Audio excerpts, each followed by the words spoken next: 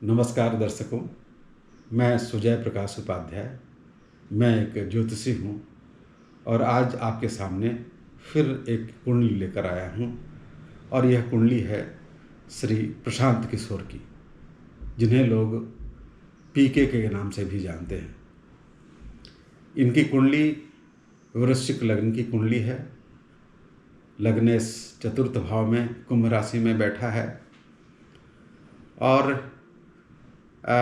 इनके कुंडली के विवेचन करने से पहले मैं यह कहूँ कि एक छोटी सी जगह से, एक साधारण सी जगह से, एक साधारण परिवार की से निकलकर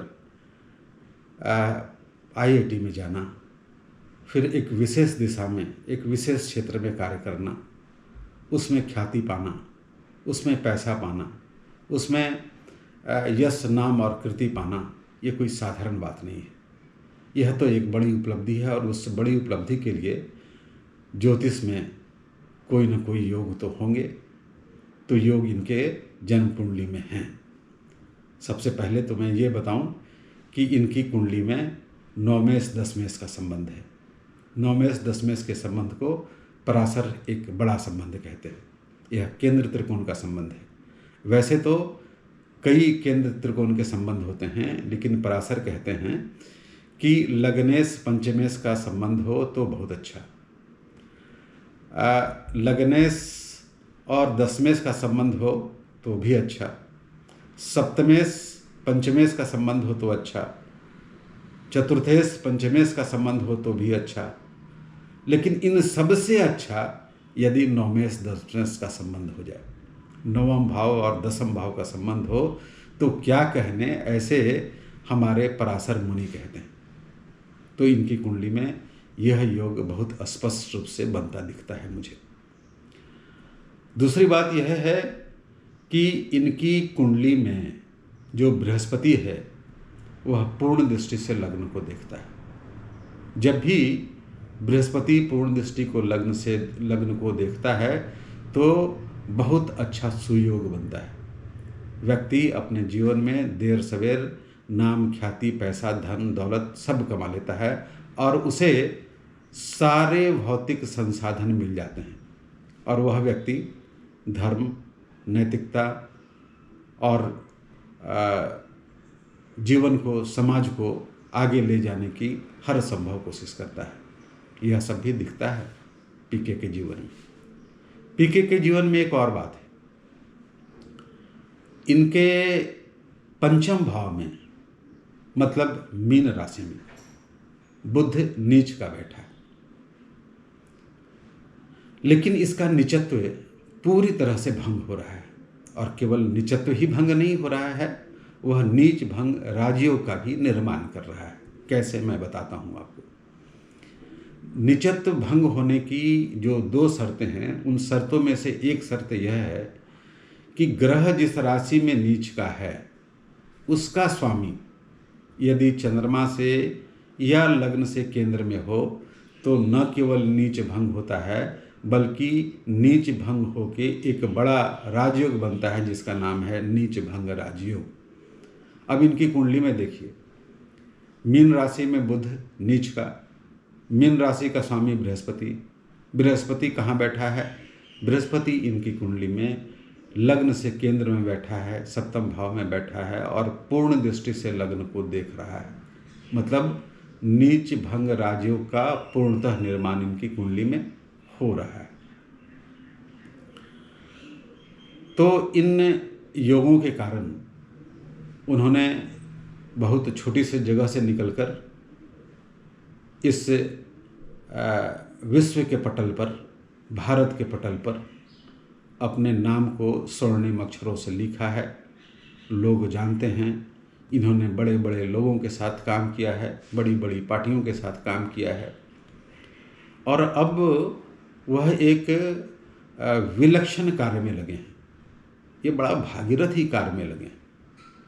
वो बिहार में एक जन आंदोलन छेड़ने की कोशिश कर रहे हैं। वो जगह जगह पद यात्रा कर रहे हैं और पद यात्रा में वो जन समुदाय को जो सोए हुए हैं उनको नींद से जगाने का काम कर रहे हैं। कैसी पार्टी चुनी जाए जिससे बिहार का कल्याण हो, किस कैंडिडेट को चुना जाए जिससे जो हमारा लोकतंत्र है वह मजबूत हो। और जब तक ये चुनने की प्रक्रिया, ये चुनाव में अच्छे लोगों को चुनने की प्रक्रिया शुद्ध नहीं होगी, हमारा लोकतंत्र शुद्ध नहीं होगा और हमारा कल्याण नहीं होगा। और ये बोलते वृश्चिक लग्न के आदमी थोड़ा कठोर और क्रूर होते हैं। किस दृष्टि में? यदि उन्होंने कोई स्ट्रेटजी बना ली तो उस स्ट्रेटजी को इम्प्लीमेंट करने में ये बड़े कठोर और क्रूर होते हैं। और इनके शब्दों में कोई लाग लपेट नहीं होता, बहुत साफ गोई से बात कहते हैं, जैसे कबीर कहा करते थे, जो आपको हृदय तक पहुंचती है और हृदय को स्पंदित करती है, उसे कहती है जगो। तो ये सब तो दिखता है इनकी कुंडली में। तो आगे क्या होगा इनका? इनकी महादशा अभी चल रही है सूर्य की। सूर्य क्या है? सूर्य सौरमंडल का तो राजा है ही। इनकी कुंडली में दसम भाव का स्वामी है। दसम भाव को राजभाव भी कहते हैं। यह महादशा शुरू हुई 2019 से, चलेगी 2025 तक। इस काल में इन्होंने सब कुछ पाया। इन्होंने अपना रिकॉग्निशन पाया, इन्होंने अपनी ख्याति पाई, विख्यात हुए, बड़े बड़े लोगों के साथ काम किया, बड़ी बड़ी पार्टियों के साथ काम किया, इनके संबंध भी बने और एक विशेष तरह के रणनीतिकार के रूप में ये स्थापित से हो गए। इन्होंने जितनी धन दौलत कमाई, अब ये चुपचाप बैठे भी रह सकते थे, लेकिन जिसके हृदय में एक विशेष तरह की आग हो अपनी महत्वाकांक्षा के लिए, समाज की महत्वाकांक्षा के लिए, वह व्यक्ति चुपचाप नहीं बैठ सकता। वह जहाँ है वहाँ नहीं रह सकता। जड़त्व इनके जीवन में हो ही नहीं सकता। जिसको बृहस्पति, जिसके लग्न को पूर्ण दृष्टि से देखे और जिसकी कुंडली में 9 मेष 10 मेष का संबंध हो, सक्रिय रहना इनकी आदत है। इनका लग्नेश मंगल है, मंगल चुपचाप नहीं बैठता कभी। अब देखिए इनकी कुंडली में जो शुक्र है वह भी वर्गोत्तम है। शुक्र मेष राशि में है और नवमांश में भी शुक्र मेष राशि में है। और इनकी अगली आने वाली जो महादशा है वह भी महादशा कोई कमज़ोर महादशा नहीं है। पूछिए क्यों? वह इसलिए कि जिससे 9 मेष 10 मेष संबंध और जिस राजयोग की बात मैं कर रहा हूँ, जिससे धर्म केंद्राधिपति योग की मैं बात कह रहा हूँ, उसमें 2 ग्रह इंस्ट्रूमेंटल हैं। पहला 10 मेष सूर्य जिसकी महादशा 25 को समाप्त हो रही है, और दूसरा 9 मेष चंद्रमा जिसकी महादशा शुरू होने वाली है। 25 से शुरू होगी, 35 तक चलेगी। तो यह महादशा भी इनके लिए बहुत शुभ होने वाली है, क्योंकि वह इंस्ट्रूमेंटल योग के इंस्ट्रूमेंटल ग्रहों में से एक ग्रह है।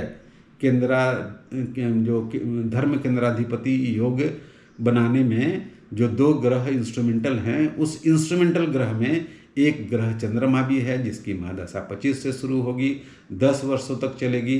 तो आने वाले 10 वर्ष में इनका जो अस्तित्व है, इनकी जो भाव भंगिमा है, इनका जो कार्य है, इनकी जो कर गुजरने की तमन्ना है, इनकी जो जिजीविषा है, इनका जो उत्साह है, वह वैसे ही लगा रहेगा और ख्याति और इनका नाम वो बना रहेगा और ये कार्य करते रहेंगे और सफल भी होंगे।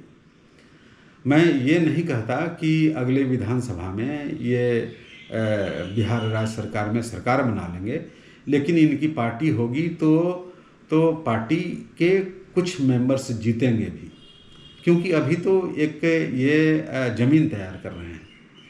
इनके मन के अंदर जिस तरह के बीज बिहार के लिए हैं, उसको अंकुरित कराने के लिए एक उर्वर भूमि की ज़रूरत है।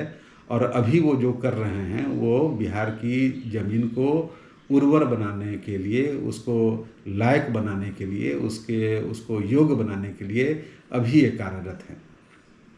जब भूमि योग होगी, बीज छीटे जाएंगे, तभी अंकुरित होगा बीज। और बिहार में जिस तरह की पार्टी, जिस तरह का लोकतंत्र ये चाहते हैं, जिस तरह का सरकार ये चाहते हैं, उस तरह का बन पाएगा। लेकिन इसमें समय है और ये आने वाले 10 वर्ष इनके अच्छे होंगे, इनके लिए, इनके कर्मों के लिए। ये जो कर रहे हैं उसमें बिल्कुल असफलता मिलेगी ऐसा बिल्कुल नहीं है, ये सफल होंगे।